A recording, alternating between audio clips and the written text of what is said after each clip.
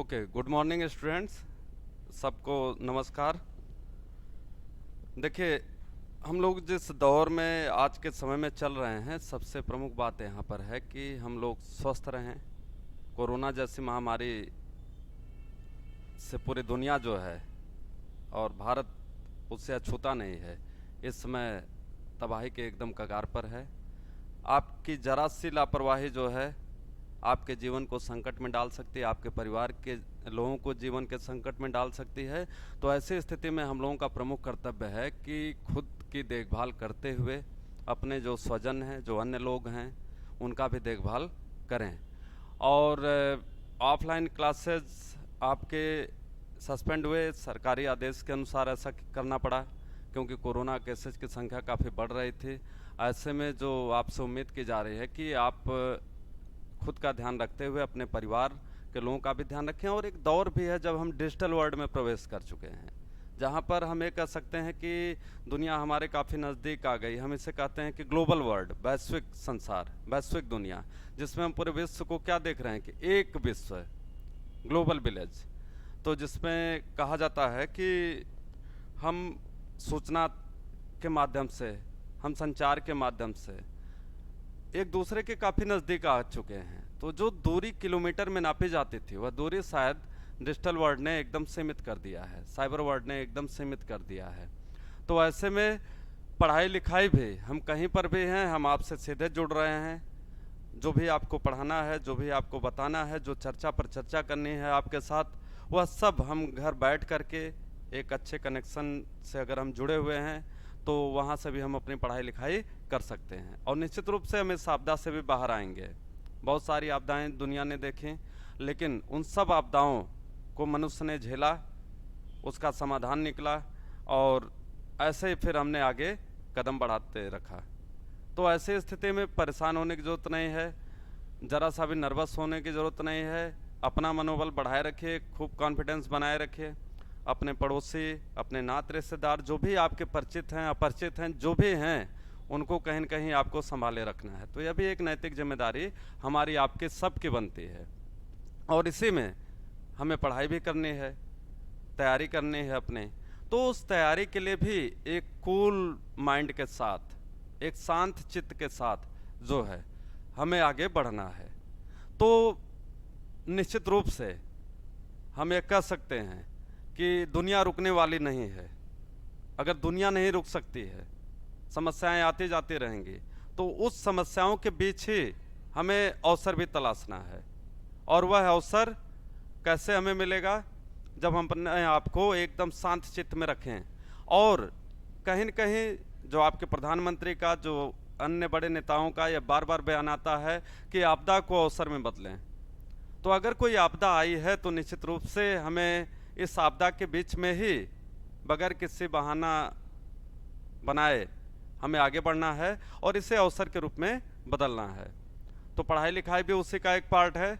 हमें पढ़ना लिखना है और उसकी शुरुआत हम लोग आज इस टेट बैच के साथ यहाँ पे कर रहे हैं। आप पहले से भी जुड़े हैं, सारे टीचरों को आप जानते हैं, कुछ नए लोग भी जुड़े हैं। चूँकि डिजिटल बोर्ड है तो इस पर पढ़ाने के लिए कुछ ऐसे लोग जुड़े हैं जो कि इस वर्ड के विषय में हमसे आपसे ज़्यादा जानकारी रखते हैं। तो बहुत सारे टीचर अगर नए भी हैं या बदले हैं तो वह बहुत ज़बरदस्त टीचर हैं, उनसे आप पढ़िए, उनके विषय में जानिए। पुराने टीचर भी हैं, नए टीचर भी हैं। पुराने इसलिए कुछ लोग नहीं हैं क्योंकि कहीं न कहीं कोई अपने गांव गया हुआ है, किसी न किसी समस्या में है, इस वजह से भी कुछ नए टीचरों को साथ में जोड़ना पड़ा ताकि आपकी क्लासेज रेगुलर एक नियमित समय पर चल सकें। तो आज शुरुआत है, थोड़ा सिस्टम को डेवलप किया जा रहा था, जो चीज़ें 1-2 दिन लगेंगी, लेकिन यह निश्चित रूप से आपकी क्लासेज जो है बहुत ज़बरदस्त होंगी। सारे वेल क्वालिफाइड हैं, कॉम्पिटेंट हैं और कहीं से आपको पढ़ने लिखने में कोई समस्या नहीं आएगी। ठीक है?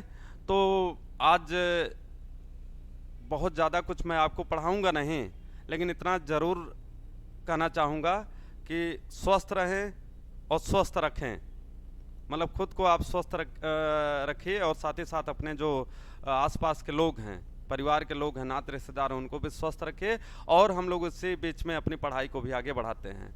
तो देखिए, कल एक 22 अप्रैल की तारीख थी और 22 अप्रैल की तारीख को हम लोग जानते हैं पर्यावरण में किस दिवस के रूप में, पृथ्वी दिवस के रूप में, ठीक है ना, अर्थ डे, जिसे हम कहते हैं अर्थ डे।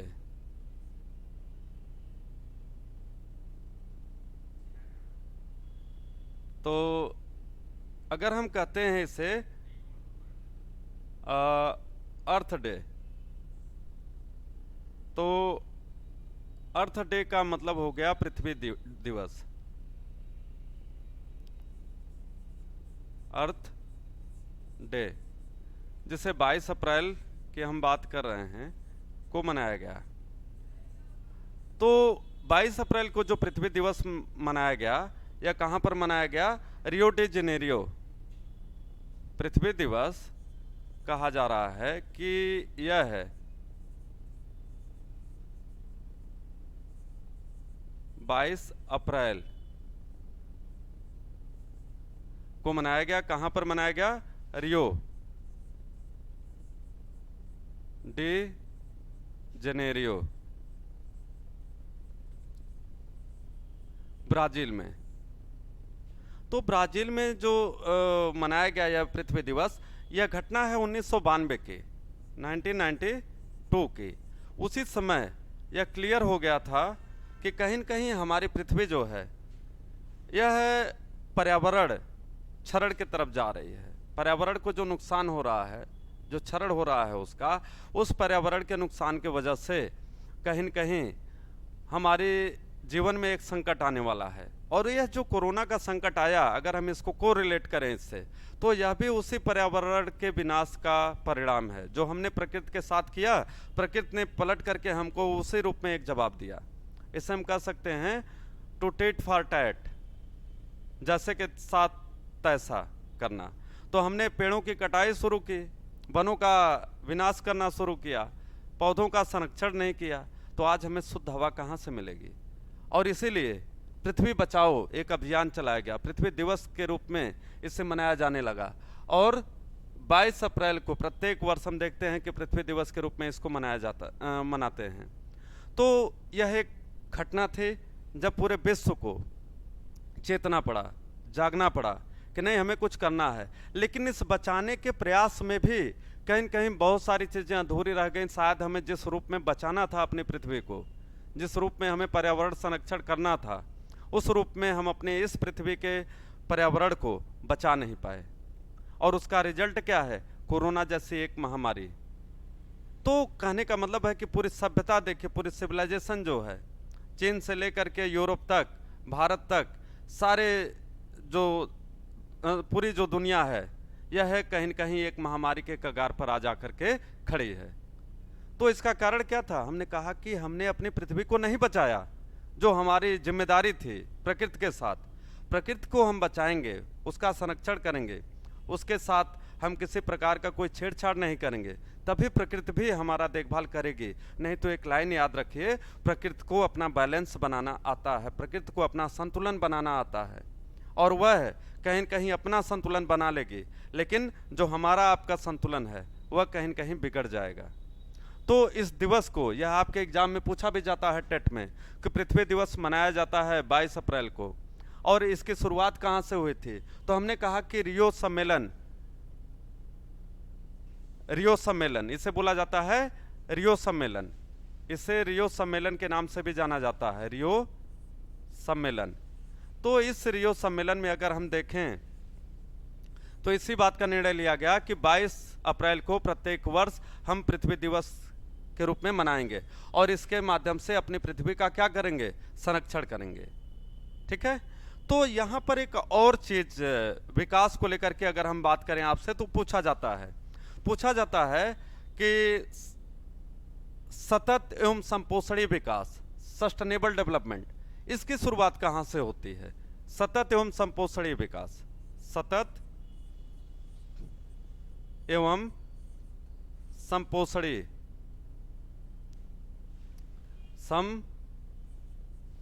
संपोषणीय विकास। तो इसकी शुरुआत भी देखिए इसी रियो सम्मेलन में शुरू होती है। और इसका नारा क्या था? सतत एवं संपोषणीय विकास का, सस्टेनेबल डेवलपमेंट। इसी को इंग्लिश में कहा जाता है सस्टेनेबल डेवलपमेंट। Sustainable development. तो ये जो सस्टेनेबल डेवलपमेंट का कंसेप्ट है, सतत एवं संपोषणीय विकास का एक कंसेप्ट है, यह इस बात को लेकर के है कि हम अपने प्राकृतिक संसाधनों का प्रयोग उपयोग इस प्रकार से करें ताकि हम आने वाली पीढ़ी के लिए भी इसको सुरक्षित रख सकें। मतलब हमें संसाधनों का प्रयोग करना है, अपने प्राकृतिक संसाधनों का प्रयोग करना है, लेकिन इस प्रकार से करना है कि ताकि हमारी आने वाली पीढ़ियां भी इस प्राकृतिक संसाधनों का उपयोग कर सकें। हम इसी पीढ़ी के लिए नहीं जी रहे हैं, हम सिर्फ वर्तमान पीढ़ी के लिए नहीं जी रहे हैं, हम भविष्य में एक पीढ़ी आने वाली है, उसके लिए भी हमें एक नींव तैयार रखनी है। तो जब कभी हम सोचेंगे कि हमने आने वाली पीढ़ी के लिए क्या दिया, तो हमारे पास आज के समय में जवाब बड़ा दुखद होगा। क्यों? क्योंकि हमने प्रकृति के साथ अपने छेड़छाड़ की, प्रकृति के विनाश के तरफ ढकेला, तो प्रकृति ने हमें क्या दिया? कोरोना जैसी महामारी। और प्रकृति ने क्या दिया? हम यह खुद भी कह सकते हैं कि कहीं न कहीं इसके जिम्मेदार हम खुद हैं। तो आप यहाँ पर देखिए कि किस तरीके से इस सतत एवं संपोषणीय विकास के माध्यम से दुनिया को यह आगाह किया गया कि भैया खूब संसाधनों का प्रयोग आप करिए, जबरदस्त ढंग से करिए, लेकिन इसका जरूर ख्याल करिए कि हमें उतना ही उपयोग करना है अपने संसाधनों का ताकि हमारी आने वाली पीढ़ी जो है इस संसाधनों से वंचित न हो सके, वह भी इन संसाधनों का उपयोग कर सके। ठीक है। तो इसके बाद यहां पर एक और कंसेप्ट डेवलप होता है। वह कंसेप्ट क्या है? वह कंसेप्ट है कॉमन बट डिफरेंशिएटेड रिस्पॉन्सिबिलिटीज। साझी किंतु अलग अलग जिम्मेदारियां, साझी किंतु अलग अलग जिम्मेदारियां, साझी किंतु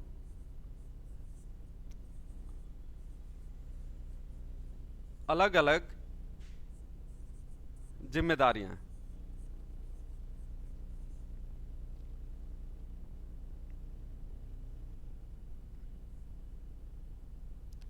जिम्मेदारियां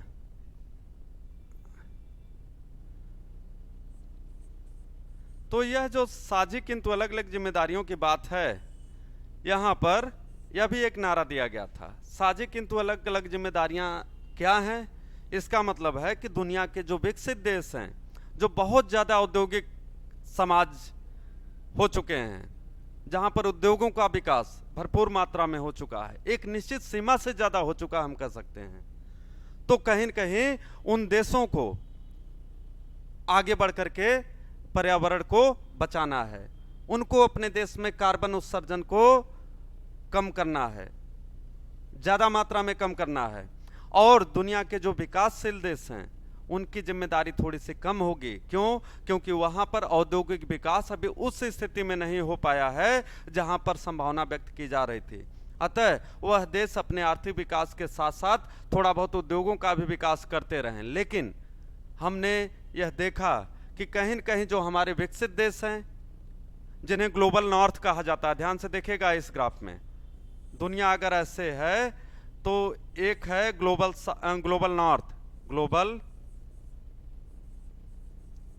नॉर्थ और एक है ग्लोबल साउथ।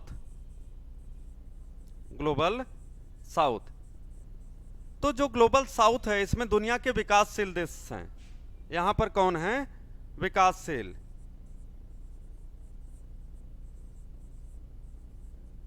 या हम यह कह सकते हैं कि अल्प विकसित।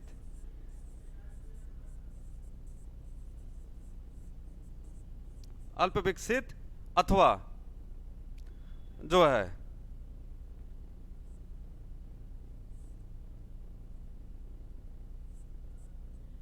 अल्प विकसित अथवा विकासशील देश, यह ग्लोबल साउथ में आते हैं। और ग्लोबल नॉर्थ में कौन कौन आते हैं? जो विकसित देश हैं, यहां पर विकसित देश हैं। तो यहाँ पर सीधे सीधे यह कहा गया कि जो विकसित देश हैं इनकी जिम्मेदारियां कहीं न कहीं ज़्यादा हैं। क्यों? क्योंकि इन्होंने ज़्यादा नुकसान पहुंचाया है हमारे पर्यावरण को। ठीक है, तो इसलिए यह भी एक नारा दिया गया कि कॉमन बट डिफरेंशिएटेड रिस्पॉन्सिबिलिटीज का। ठीक है, तो इसका जो प्रमुखता से पालन किया गया वह अगला सम्मेलन जो क्योटो प्रोटोकॉल के नाम से जिसे हम जानते हैं, क्योटो प्रोटोकॉल। तो क्योटो प्रोटोकॉल में अगर हम बात करें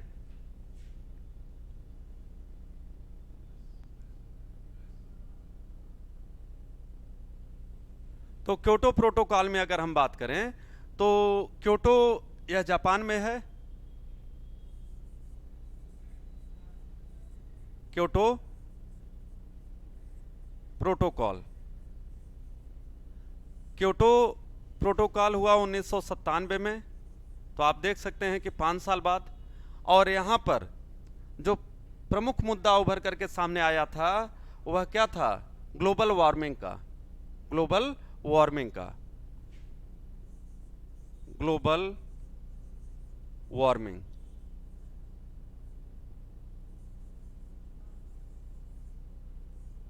वैश्विक ताप, वैश्विक ताप को नियंत्रित करने की बात आती है। तो यह 1997 में ग्लोबल वार्मिंग या वैश्विक ताप को नियंत्रित करने की बात आती है। और यहाँ पर यह निर्धारित किया गया कि दुनिया के जो विकसित देश हैं यह ज़्यादा से ज़्यादा कार्बन उत्सर्जन में कमी लाएं, और जो विकासशील देश हैं तो इनको भी जिम्मेदारी लेनी है, लेकिन दोनों के लिए एक पैमाना अलग अलग निर्धारित किया गया। तो यहाँ पर हम सीधे देख सकते हैं कि जो विकसित देश थे, विकसित देश, इनको सालाना 2%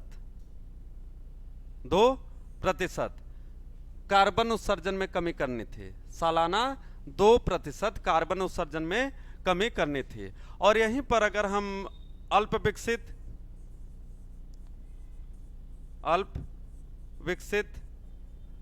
या विकासशील देशों की बात करें,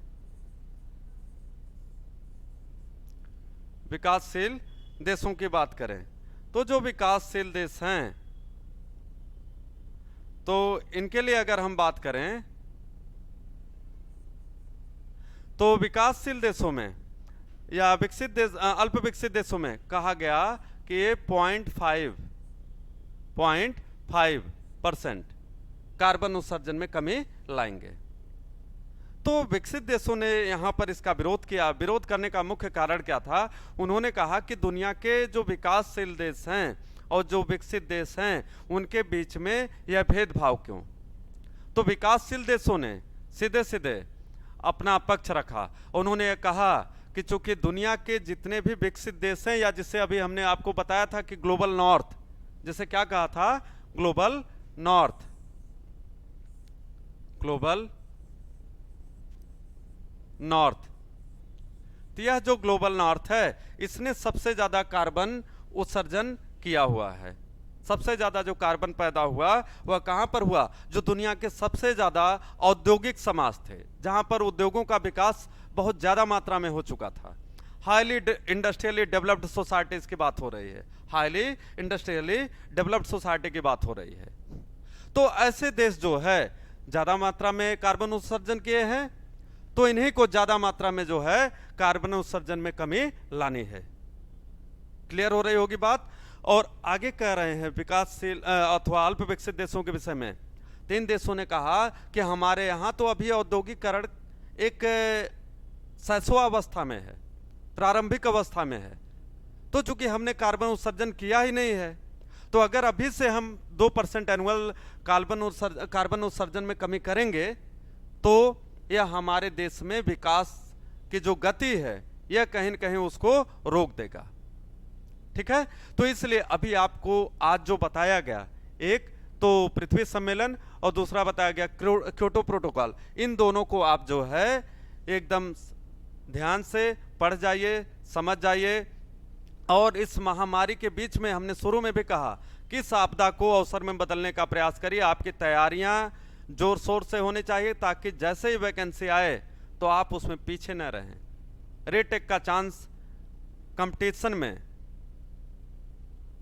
नहीं लेना चाहिए, क्योंकि अगर आप उसको लेने लगे तो आप ये मान के चलिए कि हर साल लाखों की संख्या में नए कंपटीटर जुड़ जाते हैं। उसमें कुछ बहुत अच्छे होते हैं और कुछ परिश्रम के द्वारा अच्छे बन जाते हैं। तो ऐसी स्थिति में आने वाला समय और चुनौती भरा होता है। तो आप रीटेक के चक्कर में न रहिए। जो मौका मिल रहा है, जो वैकेंसीज आ रही हैं, जो भर्तियां आ रही हैं, उसमें आप लोग अच्छी तैयारी के साथ उसको क्वालिफाई करें। अच्छी तैयारी करिए, पढ़िए। आपको प्रैक्टिस सेट भी कराया जाएगा। अभी आपकी गणित की क्लास भी चलेगी, जो आपके पुराने टीचर डीके सर लेंगे।